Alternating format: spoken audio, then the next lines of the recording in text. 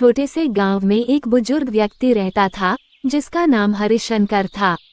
हरिशंकर के पास एक बड़ा परिवार था जिसमें उनकी पत्नी, 3 बेटे और उनके बच्चों का परिवार शामिल था।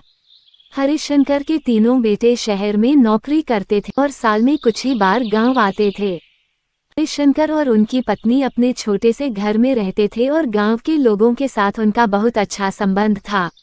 हरिशंकर ने अपनी पूरी जिंदगी मेहनत और ईमानदारी से बिताई थी। उन्होंने अपने बेटों को भी यही सिखाया था।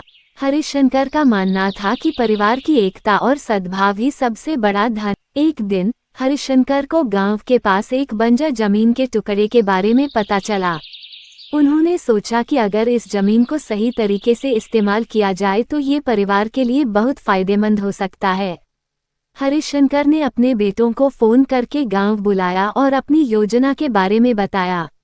उन्होंने कहा, बेटा, इस जमीन को अगर हम मिलकर उपजाऊ बना दे तो ये हमारी आने वाली पीढ़ियों के लिए भी लाभदायक होगा।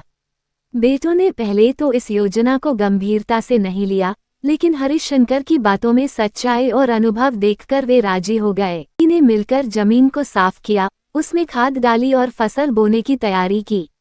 हरिशंकर की देखरेख में सबने मिलकर मेहनत की। धीरे धीरे जमीन में हरी भरी फसलें उगने लगीं।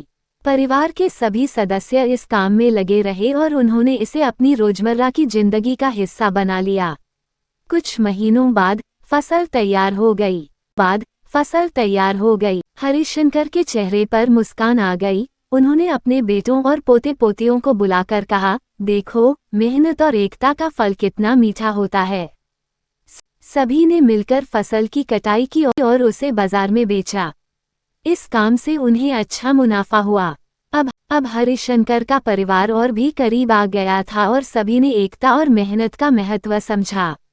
हरिशंकर ने एक दिन एकत्र किया और कहा, बेटा, जब तक हम साथ रहेंगे और मिलकर मेहनत करेंगे तब तक कोई भी समस्या हमें तोड़ नहीं सकती।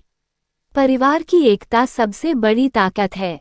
सभी ने हरिशंकर की बात को दिल से स्वीकार किया और भविष्य में भी मिलकर काम करने का संकल्प लिया।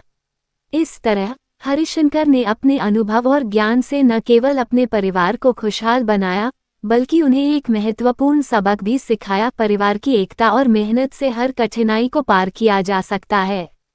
और अंत में हरिशंकर का परिवार गांव का सबसे समृद्ध और खुशहाल परिवार बन गया। सभी ने मिलकर अपनी मेहनत और एकता से एक नई कहानी लिखी जो आने वाली पीढ़ियों के लिए प्रेरणा बन गई।